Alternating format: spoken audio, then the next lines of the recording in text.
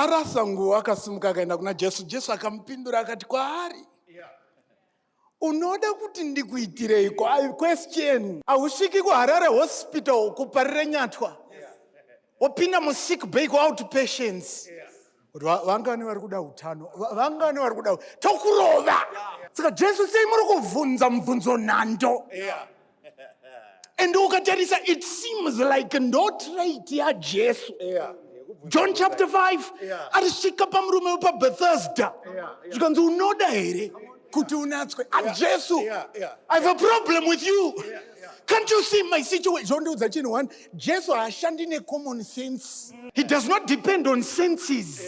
Common sense is sound judgment, and it's acquired and taught from childhood. That's why you're going to we are common sense. Why? Because it's an acquired sense. But the maker of the senses. But me, Unoda Ndikuitirei, mirai pane chirawe. Pane chirawe. Miratira panure chirawe.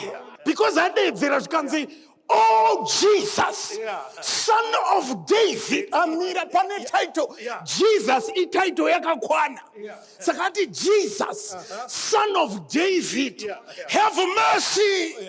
Have mercy. We are in Psalm 23. David achinyora and the son of David. Surely goodness and mercy shall follow me the days of my life.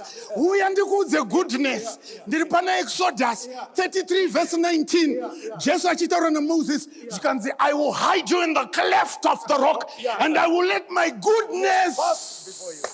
Saka paunoti goodness anofamba na mercy.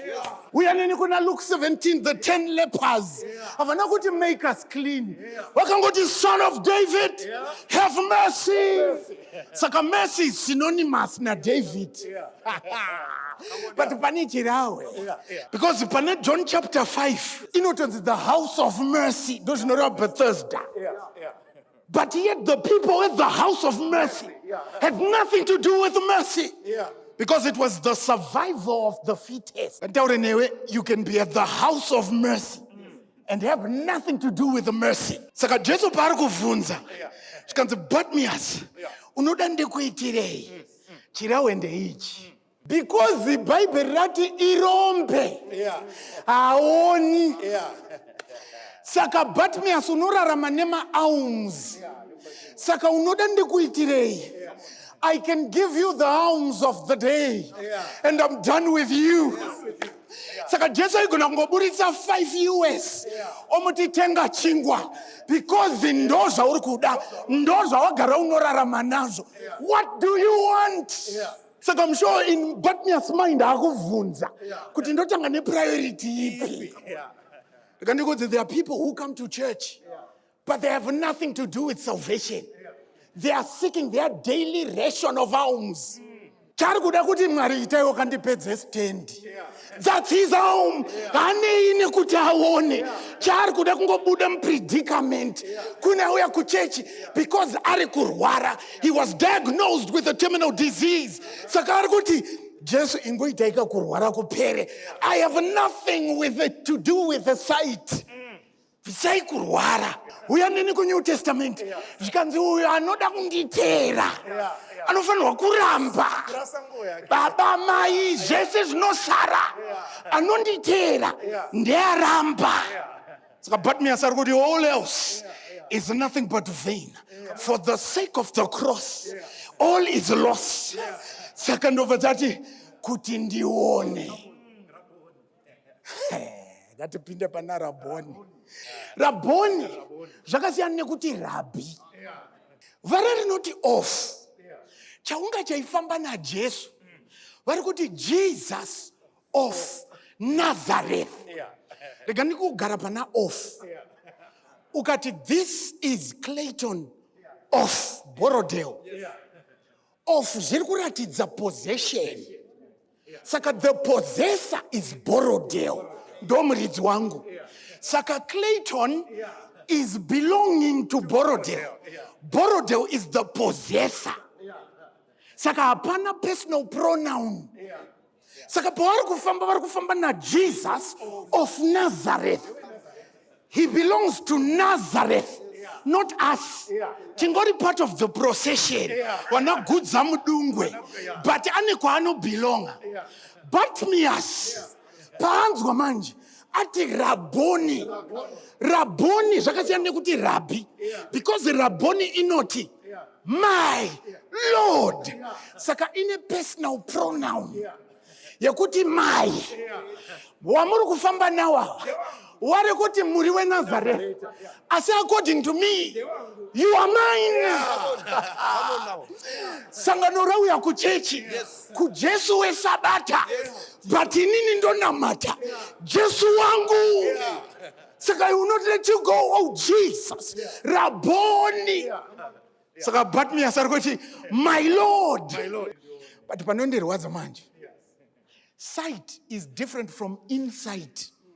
The multitude had sight, but no insight. Bartimaeus, on the other hand, he had insight, but no sight. For we walk by faith and not by sight. Revisit it. Are you surely walking by faith? Because when you walk by faith, you throw away everything for the sake of the cross.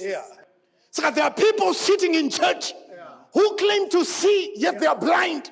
Because the 3:17 revelation, in Onditi, you say you see, and yet you are blind. But me, I said, no, in the garden, the name is the same wavelength. Just like I sure I will pass same wavelength. You can see, your faith has made you well. But verse 52. Verse 52. Just like I enda hako. Enda hako. Kutenda kwako kwa kuponesa. Pakarepo akaona. Akatewera Jesu. Batanze enda. Tukanzi munonyepa. Inini ndichienda ndiende kupi kwa musiri. Ndatosia bachi. Kwa ndoenda kwa musiri ndekupi. Ndo kutotanga kupinda procession. I can imagine. Fungu yakapinda Peter. Fungu yakapinda James na John. Kuti rombeira kutotitere. Rombeira kutotitere. And I am sure. But me as I just back seat. Because ukaenda pana John chapter 5. Murume wewe afamba for 38 years.